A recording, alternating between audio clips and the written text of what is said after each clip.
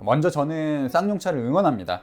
쌍용차는 아직까지 우리 기억에 남아있는 멋진 자동차를 만들어 왔고, 특유의 남성미 넘치는 모습과 오프로드에서의 강력함으로 우리나라 자동차 산업의 스펙트럼을 넓혀줬어요. 앞으로 쌍용차의 운명이 어떻게 흘러갈지 예상하기 힘들지만 언제나 그랬듯이 툭툭 흙을 털고 다시 한번 거침없이 달리라고 응원합니다.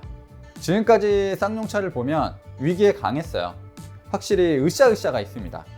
회사가 힘드니까 모두 노력해서 하나 제대로 만들어 보자, 이런 게 있었단 말이에요. 이번에 공개된 토레스, 쌍용차가 어려울 때 과거의 영광을 재현하고 모두가 사랑했던 쌍용차로 돌아가자, 이런 마음으로 만든 차입니다. 그래서 무쏘를 꺼내 들었어요. 쌍용차의 레전드 모델이자 아직까지도 많은 사랑을 받고 있는 무쏘의 혼이 담겼다는 겁니다.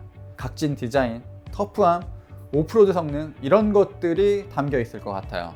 그런데 쌍용차의 전설이 무쏘만은 아니잖아요. 코란도, 한때 우리나라 최고의 SUV라는 칭호까지 얻었고, 쌍용차 하면 곧 코란도였는데 지금의 코란도는 경쟁 모델에 밀리고 심지어 티볼리에게도 밀리면서 힘을 못 쓰고 있습니다.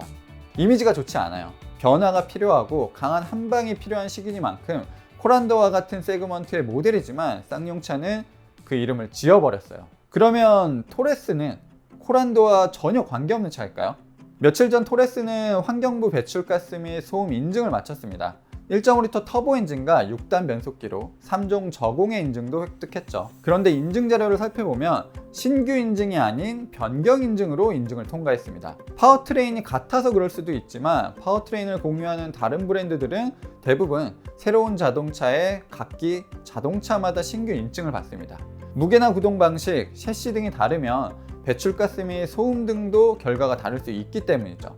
결과적으로 토레스는 코란도의 껍데기만 바꾼 차 아니냐라는 생각이 들었습니다. 휠베이스가 5mm 정도 길어졌지만 코란도와 동일한 플랫폼을 사용하고 있고 파워트레인도 같습니다. 이에 대해 쌍용차는 코란도와 토레스는 전혀 다른 자동차라고 설명을 했습니다. 또 차체가 커졌기 때문에 코란도와 렉스턴의 간극을 메우고 결정적으로 코란도는 계속 판매를 한다는 거예요. 사실 껍데기 바꾼 모델, 파색 모델, 그런 건 크게 상관없습니다. 차만 좋다면 말이죠. 토레스 완전히 새로운 디자인이에요. 쌍용차를 지배했던 티볼리 디자인에서 벗어난 남성적인 느낌이 강합니다. 무쏘보다는 보호 장비를 두루두루 붙인 이보크의 느낌이 더 강하게 드는데, 이보크가 한창 유행할 때 완성했었던 스터디 모델을 발전한 게 아닐까 하는 생각도 들어요. 한창 사람들이 쌍용차는 한국의 랜드로버가 돼야 한다, 이런 얘기 많이 했잖아요. C필러에 붙은 스토리지 박스도 디펜더에서 보았던 거고요. 어쨌든 사진보다 영상으로 보는 게 낫더라고요. 보닛도 높고 각진 디자인 때문에 차도 당당해 보이고 우람해 보입니다. 그런데 차의 장식이 다소 과한 느낌도 있어요. 쌍용차를 보면 트렌드를 뒤늦게 쫓는 아재 같은, 부장님 같은 느낌이 있거든요. 내 얘기인가? 그래서 신차지만 신선하다? 이런 느낌은 또 크지 않습니다. 그에 반해 실내 디자인은 나름 신선합니다. 실력이든 자금이든 디자인에 자신이 없으면 차라리 깔끔한 게 나아요. 심플한 게 최고잖아요. 실내 디자인은 아주 미래지향적으로 잘 만들었어요. 물론 쌍용차 특유의 플라스틱 질감이 사진으로도 느껴지지만 직관적인 구성도 좋고 트렌드를 쫓으며 자신만의 특징을 보여준 것도 좋아 보입니다. 내관 디자인의 통일감은 전혀 없지만 그래도 넉넉하지 않았을 자본 속에서 최고의 모습을 보여준 것 같습니다. 엔진은 코란도와 동일합니다. 최고 출력 170마력을 발휘하는 1.5L 터보 엔진과 아이신의 6단 변속기가 조합됐어요. 코란도와 동일하게 전륜구동과 4륜구동 모델로 판매될 예정입니다. 다만 차체 크기가 전부 커진 탓에 무게는 꽤 늘었어요. 전륜구동 모델은 50kg, 4륜구동 모델은 75kg이 더 늘었습니다. 적지 않은 무게라 연비는 차이가 있을 것으로 보이고요. 주행 성능에 대한 기대감은 그리 높지 않아요. 디자인 중심적인 자동차라서 코란도와 크게 다른 느낌을 받지 못할 것 같습니다. 무거워진 만큼 토크밴드를 손봐서 초반 응답성을 높이면 그나마 굼뜬 느낌이 적을 것 같은데 그마저도 없을 것 같아 걱정입니다. 서스펜션이나 브레이크의 대응력도 사실 코란도와 같을 것 같아서 좀 걱정이기도 합니다.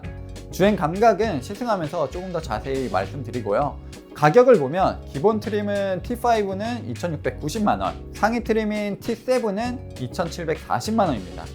트림과 상관없이 200만원을 추가하면 4륜 구동 시스템을 넣을 수 있고 50만원을 추가하면 썬루프를 장착할 수 있습니다.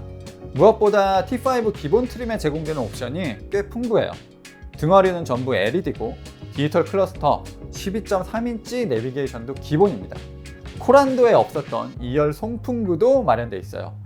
그때 쌍용차가 1열 송풍구 위치가 높아서 찬바람 뒤까지 잘 간다고 설명했을 때 쌍용차가 참 힘들구나 생각을 했는데 토레스는 다행스럽습니다.